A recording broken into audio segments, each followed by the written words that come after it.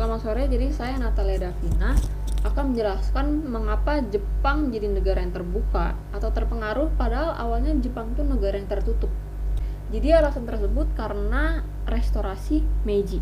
Nah, restorasi Meiji itu adalah program modernisasi di segala bidang kehidupan masyarakat Jepang yang berlangsung pada pertengahan abad ke-19. Kemajuan yang dialami Jepang di berbagai bidang setelah restorasi Meiji tidak hanya membuat rakyat Jepang makmur, tetapi menjadi bangsa maju yang kompetitif dengan negara-negara barat. Lalu latar belakang restorasi Meiji itu apa? Nah, latar belakang restorasi Meiji adalah kemerosotan ekonomi akibat kebijakan Sakoku serta tekanan pihak asing kepada Jepang untuk membuka diri. Pada zaman dulu, Jepang merupakan negara dengan bentuk pemerintahan kekaisaran, sehingga secara teoritis pemegang kekuasaan tertinggi adalah kaisar. Namun, sejak abad ke-12, peran dan wewenang dalam menjalankan pemerintahan dipegang oleh panglima militer atau shogun. Selama shogun berkuasa, tidak jarang terjadi peperangan dan pemberontakan yang berupaya memulihkan peran kaisar. Konflik ini semakin memanas saat Keshogunan Tokugawa mulai berkuasa pada tahun 1633. Nah, Keshogunan Tokugawa ini menjalankan kebijakan Sakoku, yang berarti penutupan diri Jepang. Nah, Jepang ini mengalami masa kegelapan karena rakyatnya tidak boleh pergi ke luar negeri. Dan sebaliknya, kebijakan Sakoku ini terbukti mematikan ekonomi Jepang, yang saat itu sangat bergantung pada pertanian dan hanya memiliki sedikit industri. Pasalnya, perdagangan internasional juga ditutup.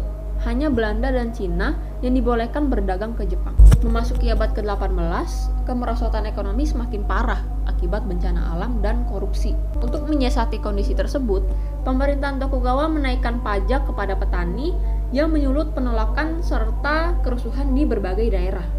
Dari pihak asing, muncul tekanan agar Jepang kembali membuka diri dan menormalkan hubungan perdagangan dengan negara-negara barat. Nah, Jepang ini baru bersedia membuka hubungan ketika armada militer Amerika Serikat yang dipimpin oleh Commodore Matthew Perry berlabuh di negaranya pada tahun 1853. Namun, masuknya kembali bangsa-bangsa asing ke Jepang membuat Tokugawa kehilangan wibawanya dan dianggap mengingkari janji oleh rakyatnya. Dikombinasikan dengan faktor-faktor internal, yakni krisis ekonomi dan goyahnya pemerintahan Tokugawa. Tuntutan agar kekuasaan pemerintahan dikembalikan ke tangan kaisar semakin merebak. Hal inilah yang memicu terbentuknya kelompok anti-shogun dan peristiwa restorasi Meiji. Pada periode ini, Jepang memasuki era baru yang dimulai dengan penghapusan politik isolasi oleh Kaisar Meiji. Tujuan restorasi Meiji ini adalah untuk melawan keshogunan dan mengembalikan kekuasaan pada kaisar, melaksanakan modernisasi tanpa mengorbankan kesatuan dan persatuan nasional, serta mengejar ketertinggalan Jepang dari ke negara-negara barat sekaligus menaikkan posisinya di mata internasional. Proses restorasi Meiji ini berlangsung selama 3 tahun, yakni dari tahun 1866 sampai 1869. Yang berhasil meruntuhkan kekuasaan keshogunan untuk mereformasi Jepang secara mendasar dan melakukan pembaruan pada kehidupan rakyat melalui pembangunan industri serta teknologi. Setelah restorasi Meiji, Jepang yang awalnya terisolasi, terbelakang, dan tradisional menjadi negara maju yang kompetitif dengan negara-negara barat. Lalu pada akhirnya, Jepang pun menjadi salah satu negara dengan militer terkuat dan termodern pada awal abad ke-20 sampai sekarang. Jadi hal tersebut merupakan latar belakang dari restorasi Meiji. Dan restorasi Meiji adalah alasan mengapa Jepang menjadi negara maju dan terpengaruh pada awalnya terisolasi.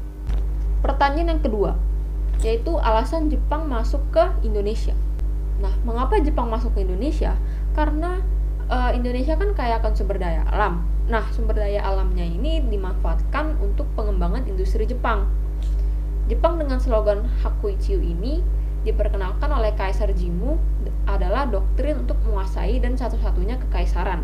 Nah, doktrin Hakuichiu ini kemudian dimodifikasi sebagai alat propaganda dan alat politik untuk mencapai tujuan pemerintahan Jepang. Yang kedua itu terjadinya penyerangan terhadap Indonesia untuk mendapat cadangan logistik bahan industri perang. Nah, yang terakhir yaitu membawa kultur dan ideologi fasisme. Jadi fasisme itu menganggap bangsanya sebagai keturunan Dewa Matahari dan memandang bangsa lain lebih rendah dari mereka. Lalu pertanyaan yang ketiga itu, organisasi apa saja yang dibentuk oleh Jepang di Indonesia? Yang pertama itu ada Heiho. Heiho ini atau disebut sebagai pasukan pembantu adalah prajurit Indonesia yang langsung ditempatkan di dalam organisasi militer Jepang, baik dalam angkatan darat maupun angkatan laut. Nah, syarat menjadi tentara Heiho yang pertama itu umur 18-25 tahun, berbadan sehat, berkelakuan baik, dan berpendidikan minimal sekolah dasar. Nah, tujuan pembentukan Heiho ini adalah untuk membantu tentara Jepang. Kegiatannya antara lain yaitu membangun kubu-kubu pertahanan, menjaga kamp pertahanan, dan membantu perang tentara Jepang di medan perang. Selanjutnya itu yang kedua itu ada PETA. Nah, PETA ini adalah organisasi militer yang pemimpinnya bangsa Indonesia yang mendapatkan latihan kemiliteran.